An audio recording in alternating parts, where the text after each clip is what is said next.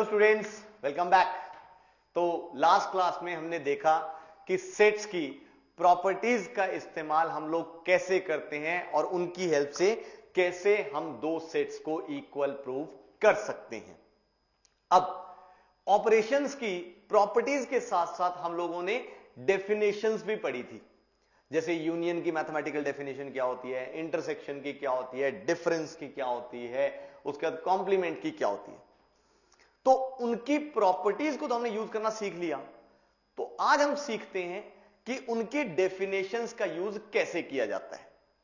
Is that okay? तो चलिए हम लोग कुछ क्वेश्चंस करते हैं जिनमें उनकी डेफिनेशंस का यूज होना है।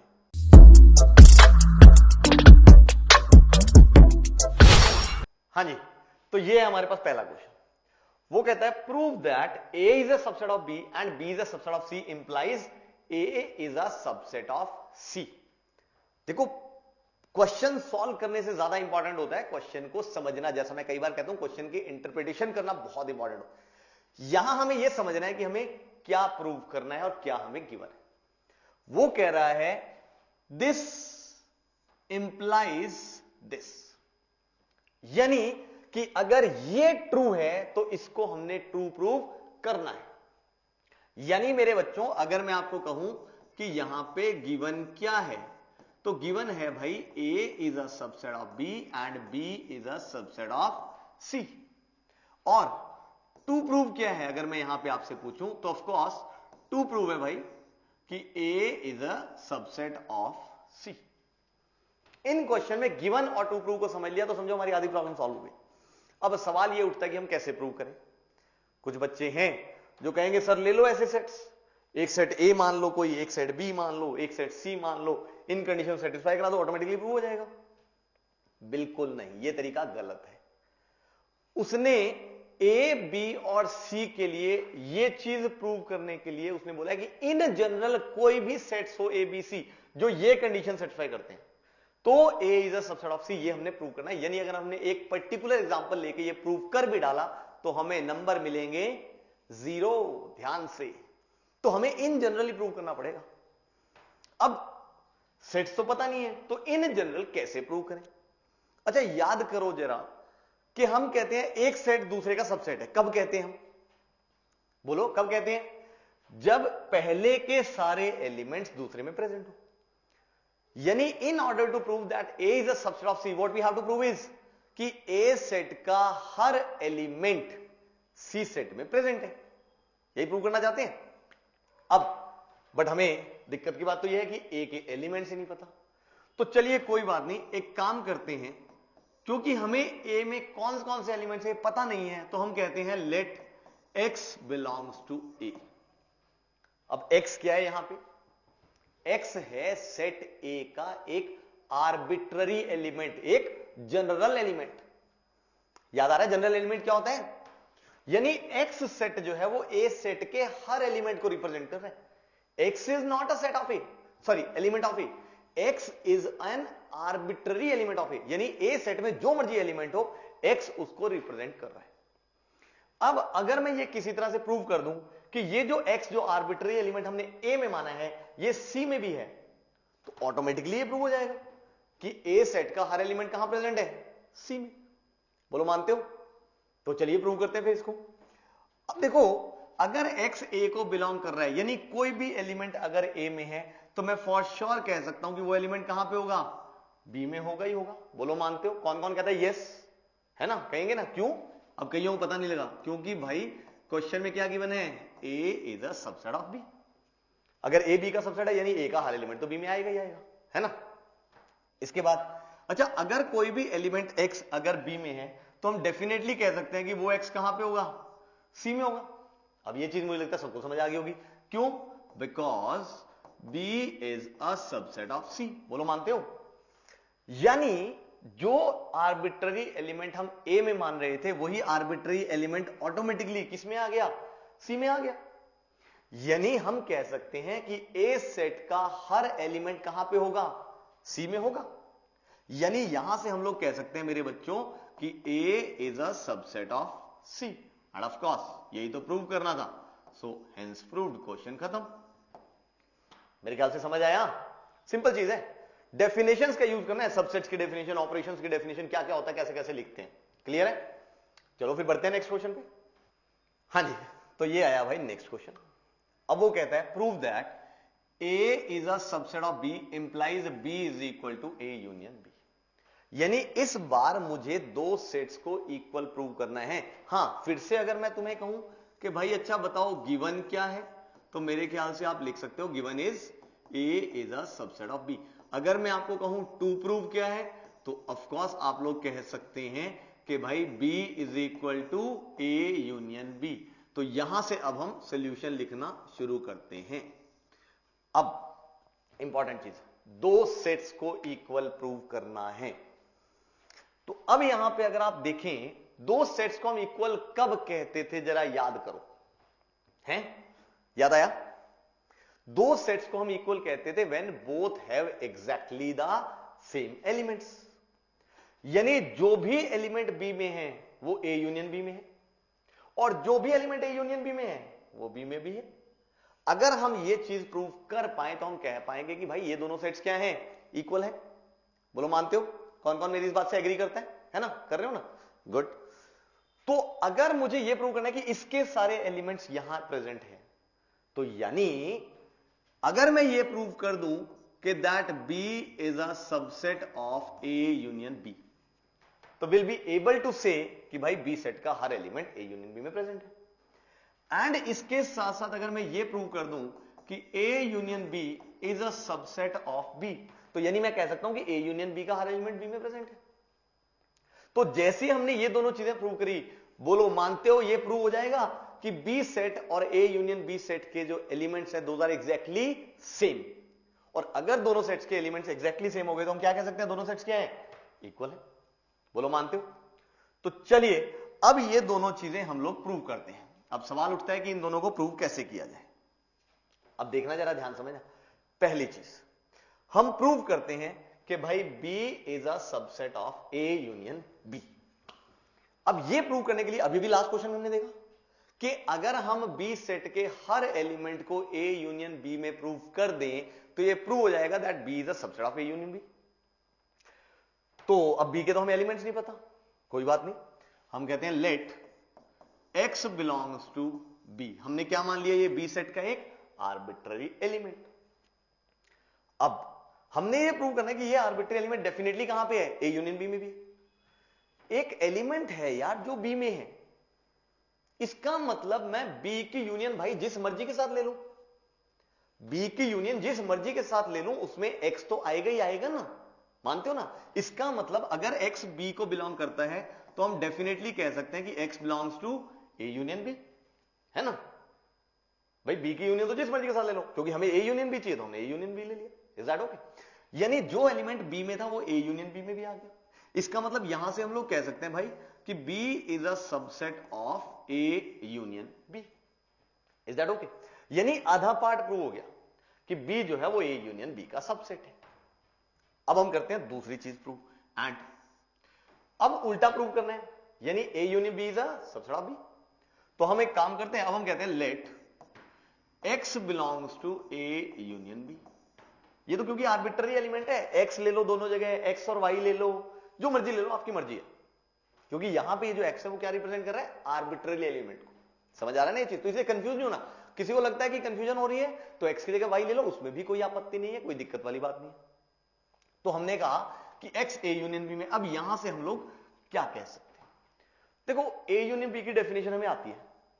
अगर कोई एलिमेंट ए यूनियन बी में है तो हम मैथमेटिकली कह सकते हैं कि x बिलोंग्स टू ए और x बिलोंग्स टू बी। बोलो कह सकते हैं कि नहीं? इसमें तो कोई आपत्ति वाली बात ही नहीं है, ये तो डेफिनेशन ही है यूनियन की। अब हमें तो चाहिए कि श्योरली x बी में ही है, तभी तो हम कह पाएंगे कि A union B is a subset of B. तो उसके लिए हम एक काम करते हैं, देखो हमें एक चीज गिवन है जिसका हमने अभी इस्तेमाल नहीं किया, that is A is a subset of B. यानी ए सेट का हर एलिमेंट कहां प्रेजेंट है भाई, बी में। मानते हो? तो इसका मतलब कि अगर यहां से हम देखें तो यहां से हमारे पास दो सिचुएशंस बनी कि या तो x a को बिलोंग कर रहा है या फिर x b को बिलोंग कर रहा है। यही कह सकते हैं हम। मान लो हमने दोनों केस बारी बारी से डिस्कस करते हैं। हमने पहला केस मान लिया कि x b में है, अगर x b में है तो डेफिनेटली हम कह सकते हैं कि जो भी एलिमेंट a यूनियन b में वो b में है, यानी यहां से हम कह सकते हैं भाई कि a यूनियन b का हर एलिमेंट b में प्रेजेंट है, इसलिए a union b is a subset of b। अब अगर a में है तो क्या? अच्छा मुझे एक बात बताओ, अगर x a में है तो क्या मैं कह सकता हूं x belongs to b? Yes और no? Why? Because it is given that a is a subset of b, यानी a सेट का हर एलिमेंट b में प्रेजेंट है। और अगर x b में है तो यहां से भी हम कह सकते हैं कि जो x a यूनियन b में है वो b में आ गया, यानी यहां से भी हम कह सकते हैं कि a union b is a subset of b। बोलो मानते हो? यानी कुल मिला के चाहे हम ये वाला केस ले लें चाहे ये वाला केस ले लें, दोनों से हमारे पास क्या आ रहा है? दोनों से we can surely say that a union b is a subset of b। बोलो मानते हो? इसका मतलब यहां से अब अगर तुम ध्यान से देखो तो फ्रॉम 1 एंड 2, फ्रॉम 1 एंड 2, तो यहां से हमें नजर आ रहा है कि भाई b जो है वो a यूनियन b का सबसेट है और a यूनियन b b का सबसेट है। तो from 1 and 2 we can say b is equal to a union b, and यहां से इसलिए हम लिखेंगे हेंस प्रूव्ड, क्वेश्चन खत्म। Is that okay? थोड़ा टेढ़ा है ये, बट अगर हमें डेफिनेशंस पता है, उनका मतलब पता है, हमने डेफिनेशन को ढंग से समझा है, तो फिर कोई दिक्कत वाली बात नहीं है। I hope clear? Is that okay? तो चलिए फिर बढ़ते हैं नेक्स्ट क्वेश्चन पे। तो ये आया भाई अगला क्वेश्चन। अब वो कहता है prove that this is equal to this, यानी यहां पे गिवन कुछ नहीं है। उसने बोला दो सेट्स है, एक है b माइनस ए और दूसरा सेट है a यूनियन b माइनस ए। वो कहता है इन दोनों सेट्स को इक्वल प्रूव कर डालो। Is that okay? इन दोनों सेट्स को इक्वल प्रूव कर डालो। अब दो सेट्स को इक्वल प्रूव करने के लिए हमने अभी भी देखा, यानी यहां पे अगर हम कहें कि टू प्रूव क्या है, तो अगर हमें दोनों को इक्वल प्रूव करना है तो हमें टू प्रूव ये है कि b minus A is a subset of a union b minus A and a union b minus A is a subset of b minus A. तो अगर भाई मैं ये दोनों चीजें प्रूव कर दूंगा तो ये ऑटोमेटिकली प्रूव हो जाएगा कि दोनों सेट्स इक्वल हैं। कैसे प्रूव किया जाए? चलिए ट्राई करते हैं। अब हम पहला पार्ट उठाते हैं, सॉल्यूशन लिखना शुरू करते हैं। अब जब हमने ये उठाया कि भाई ये इसका सबसेट है, यानी इस सेट का हर एलिमेंट हमने इसमें प्रूव करना, तो हमने कहा let x belongs to b minus A. अब यहां से हम आगे कैसे बढ़े? अब ध्यान से देखो, अगर x b माइनस ए को बिलोंग कर रहा है तो हम डेफिनेटली डेफिनेशन से कह सकते हैं कि x belongs to b and x does not belongs to a, यानी x b में तो है बट ऑफ कोर्स a में नहीं है। ये तो हम श्योरिटी से कह सकते हैं। अब अगर तुम ध्यान से देखो, हमें पहुंचना का है, देखो इनमें अगेन वही इंपॉर्टेंट चीज है जैसे हमने लास्ट लेक्चर में सीखा था कि पहुंचना का ये बहुत इंपॉर्टेंट है। भाई पहुंचना है हम लोगों ने, अगर तुम ध्यान से देखो यहां पे कि जो x b माइनस ए में वो डेफिनेटली कहां पे है? a यूनियन b माइनस ए में है। अब अच्छा ध्यान से सोचो जरा, अगर मैं ये कह रहा हूं कि x b में है तो हमें ये पता है b की यूनियन भाई जिस मर्जी के साथ ले लो, x उसमें आएगा ही आएगा, है ना? तो मैं एक काम करता हूं, यहां से मैं लिख सकता हूं कि x belongs to a union b and x does not belongs to a। बोलो ये कह सकता हूं? क्या मैं इस स्टेप से ये लिखूं इसमें कोई गलती है? कोई कहता है कि सर कोई गलती है? Raise your hand. नहीं ना, कोई गलती नहीं है भाई। अगर b में है तो जिस मर्जी के साथ यूनियन ले लो। अब ध्यान से देखो, x हमारे पास है जो कि इस सेट में है और x इस सेट में नहीं है। इसका मतलब फॉर श्योर हम बाय डेफिनेशन कह सकते हैं कि x belongs to a union b minus a। बोलो कह सकते हैं कि नहीं? यानी जो भी x b माइनस a में था वही x इसमें भी है, यानी हम कह सकते हैं कि b minus a is a subset of a union b minus a। बोलो मानते हो? कह सकते हैं कि नहीं? तो यानी हमारा आधा क्वेश्चन सॉल्व हो गया, बाकी आधा करते हैं। यानी अब हम दूसरा पार्ट कर लेते हैं। दूसरा करने के लिए फिर वही शुरुआत, इस बार क्योंकि इसको इसका सबसेट प्रूव करना है। Let x belongs to a union b minus a। अब यहां से हम लोग आगे बढ़ते हैं। अब यहां से आगे बढ़े तो हमने कहा भाई कि अगेन डेफिनेशन लगाते हैं कि x बिलोंग्स टू, अगर डिफरेंस में तो हम कह सकते हैं x belongs to a union b and x does not belongs to a। ये तो हम लोगों को दिख ही रहा है। अब यहां से आगे कैसे बढ़ा जाए? x a यूनियन b में है, इसका मतलब for sure we can say कि x बिलोंग्स टू a और x बिलोंग्स टू b, ये तो पक्का कह सकते हैं हम लोग. And x does not belongs to a, मतलब x या तो a में है या b में है एंड x a में नहीं है, ये हम पक्का कह सकते हैं. इसका मतलब इस स्टेटमेंट को थोड़ा अगर हम ध्यान से सोच समझ के रीराइट कर लें तो क्या लिख सकते हैं? बन गई बात. क्या लिख सकते हैं? सोच लिया कैसे? क्योंकि x या a में या b में, और यहां पे हम कह रहे हैं कि x a में है ही नहीं, यानी यहां से फॉर श्योर हम कह सकते हैं कि x किसको बिलोंग कर रहा है? b को. And x does not belongs to a. इसी स्टेटमेंट को मैं ऐसे भी तो लिख सकता हूं, क्योंकि a में तो है ही नहीं, यहां से मैं श्योर है. मतलब डेफिनेटली या a में अगर या b में यहां से वो कह रहा है तो हम कह सकते हैं कि x डेफिनेटली b में ही होगा. बोलो मानते हो? और अगर x इसको बिलोंग कर रहा है तो हम डेफिनेटली कह सकते हैं x belongs to b minus a, यानी जो इसमें एलिमेंट था वो इसमें है. यानी यहां से हम लोग कह सकते हैं कि यानी यहां से हम लोग कह सकते हैं कि भाई b माइनस a, यानी हम यहां से कह सकते हैं a union b minus a is a subset of b minus a.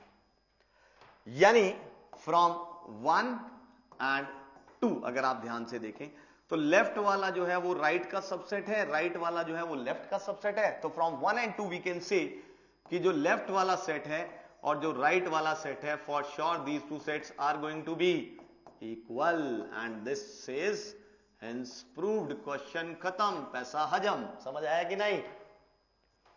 तो इस तरह से हम लोग डेफिनेशंस का यूज करके इनको इक्वल प्रूव कर सकते हैं. यानी अगर तुम ध्यान से देखो, डेफिनेशंस का भी अपना एक इंपॉर्टेंट रोल है. अगर तुम ध्यान से देखो, समझ आया कि नहीं? अब अगर तुम ध्यान से देखो बेटा, यहां पे हमने ये दो सेट्स को इक्वल प्रूव किया. अगर मैं कहूं कि इनको इक्वल प्रूव करने का कोई और तरीका भी है तो बिल्कुल तरीका है. दैट इज यूजिंग प्रॉपर्टीज, जो हमने लास्ट लेक्चर में सीखी थी, क्वेश्चंस किए थे ना उसके. यानी अगर हमें दो सेट्स को इक्वल प्रूव करना है तो हमारे पास दो तरीके हैं. कौन कौन से? One is properties, another is definitions. तो अगर कहीं क्वेश्चन में लिखा हुआ है कि डेफिनेशन की हेल्प से प्रूव करो, फिर तो हमें डेफिनेशन ही लगानी पड़ेगी. बट अगर नहीं लिखा हुआ है तो वहां पे हम प्रॉपर्टीज से भी कर सकते हैं. यानी अगर आप इस क्वेश्चन को करना चाहो तो आप प्रॉपर्टीज से भी प्रूव कर सकते थे. अपने आप ट्राई करना, ये आपका होमवर्क है. Is that okay? हां, अगर कहीं नहीं लिखा हुआ है कि भाई इसको कैसे प्रूव करना है तो हम प्रॉपर्टी से करेंगे.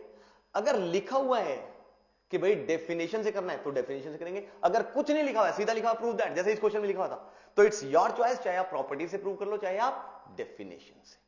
यूजुअली हम 99% जहां पे नहीं लिखा होता है वहां पे हम लोग भाई डेफिनेशंस का यूज नहीं करते, प्रॉपर्टीज का यूज करते हैं.